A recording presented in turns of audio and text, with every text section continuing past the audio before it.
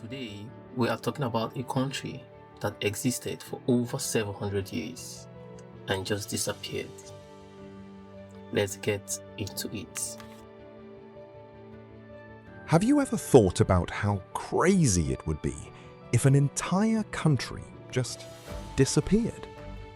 Not invaded, not renamed, not divided into smaller countries. I mean, fully erased. Like one day, the world just decided, yeah, this place doesn't exist anymore. And the wild part is, this actually happened not that long ago.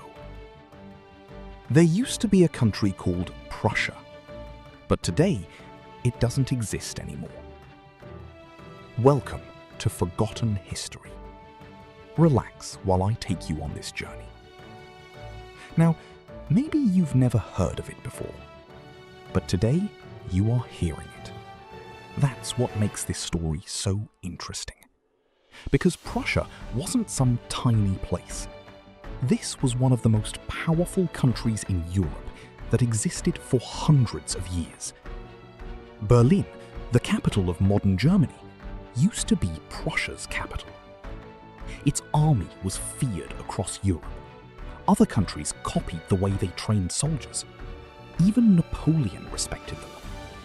There's actually a famous story where Napoleon visited the tomb of Frederick the Great, Prussia's most famous king, after defeating Prussia in battle.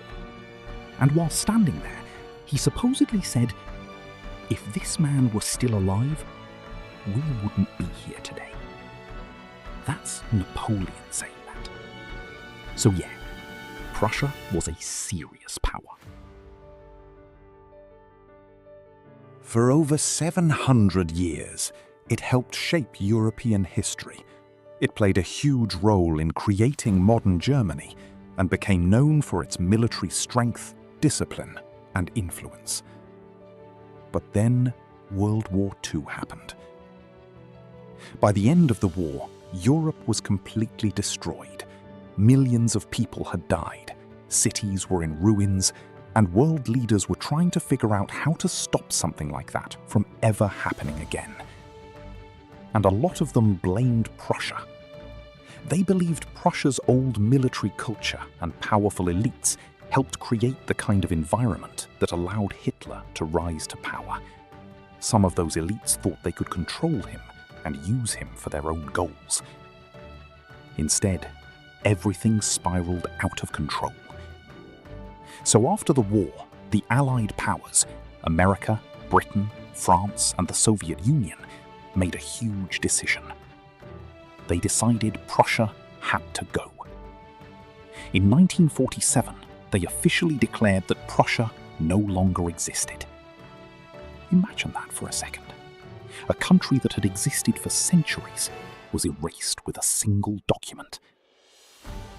But honestly, the saddest part wasn't even the paperwork. It was what happened to the people. Millions of Germans living in former Prussian lands were forced to leave their homes. Families who had lived in the same towns for generations suddenly had to pack up and leave everything behind.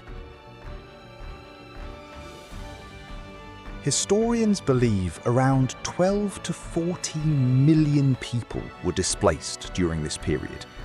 That's one of the biggest forced migrations in European history, and most people barely talk about it.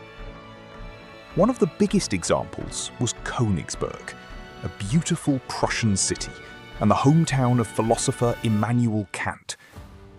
After the war, the city was handed over to the Soviet Union and renamed Kaliningrad. The German population was removed. Street names changed, buildings changed, statues disappeared. Slowly, the identity of the place disappeared too. And that's the part that really stays with me about this story. Prussia didn't only disappear because governments erased it. It disappeared because the people who remembered it slowly faded away too.